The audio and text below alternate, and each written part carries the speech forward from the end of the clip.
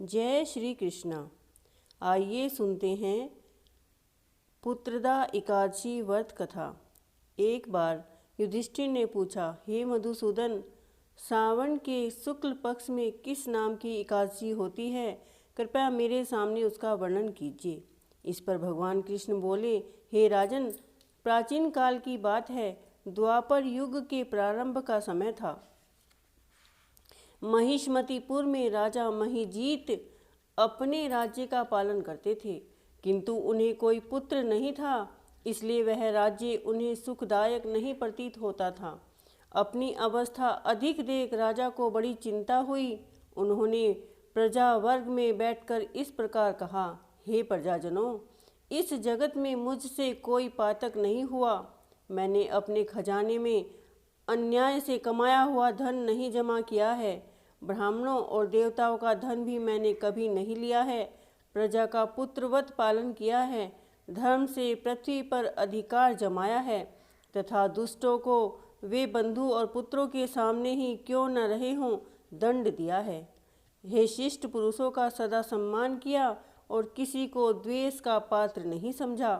फिर क्या कारण है जो मेरे घर में आज तक पुत्र उत्पन्न नहीं हुआ?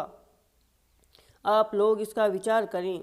राजा के ये वचन सुनकर प्रजा और पुरोहितों के साथ ब्राह्मणों ने अपने हित का विचार करके गहन वन में प्रवेश किया।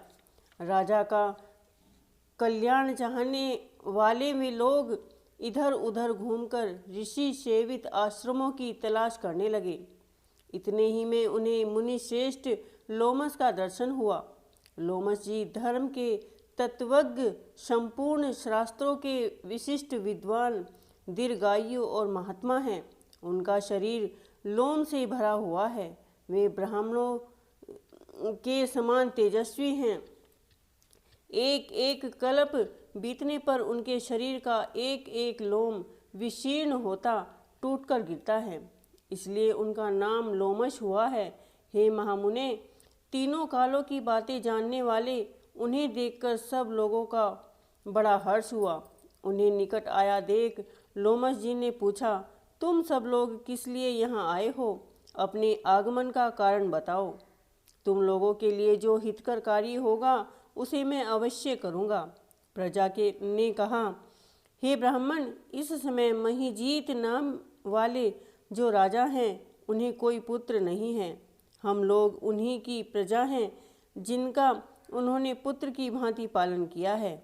उन्हें पुत्रहीन देखकर उन्हें दुख में दुखित हो हम इस तपस्या करने का दृढ़ निश्चय करके यहाँ आए हैं। हे द्विजोत्तम, राजा के भाग्य से इस समय हमें अपना आपका दर्शन मिल गया है। हे महापुरुषों के दर्शन से ही मनुष्य के सब कार्य सिद्ध हो जाते हैं। हे मुने, अब हमें उस उपाय का उपदेश कीजिए जिससे राजा को पुत्र की प्राप्ति हो। उनकी बात सुनकर महर्षि लोमस 2 घड़ी तक ध्यान मग्न हो गए। तत्पश्चात राजा के प्राचीन जन्म का वृतांत जानकर उन्होंने कहा, प्रजावृंद सुनो, राजा महिजीत पूर्व जन्म में मनुष्यों की को चूसने वाला धनहीन वेश्य था। वह वेश्य गांव-गांव घूमकर व्यापार किया करता था। एक दिन जेठ के शुक्ल पक्ष में 10वीं तिथि को जब दोपहर का सूर्य तप रहा था, वह गांव की सीमा में एक जलाशय पर पहुंचा। पानी से भरी हुई बावली देखकर वेश्य ने कहा, जल पीने का विचार किया। इतने ही में वहां बछड़े के साथ एक गौ भी आ पहुंची। वह प्यास से व्याकुल और ताप से पीड़ित थी, अतः बावली में जाकर जल पीने लगी। वेश्या ने पानी पीती हुई गाय को हंकार कर दूर भगा दिया और स्वयं पानी पी लिया। उसी पाप कर्म के कारण राजा इस समय पुत्रहीन हुए हैं।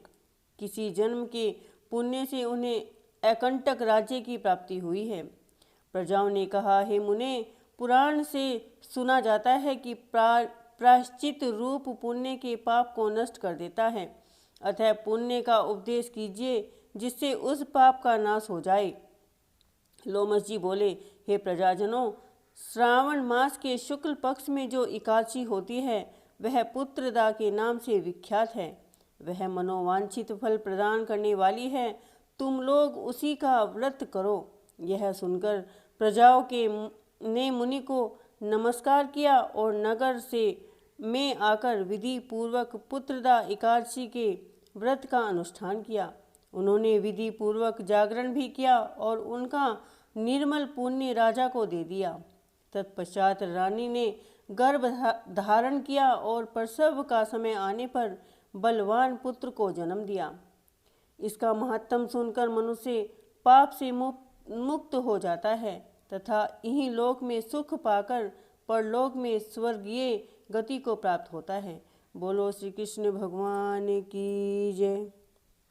श्री कृष्ण गोविंद हरे मुरारी, हे नाथ नारायण वासुदेवा।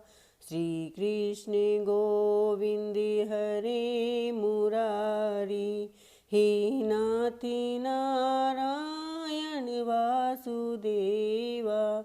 हे नाथ नारायण वासुदेवा। हे नाथ नारायण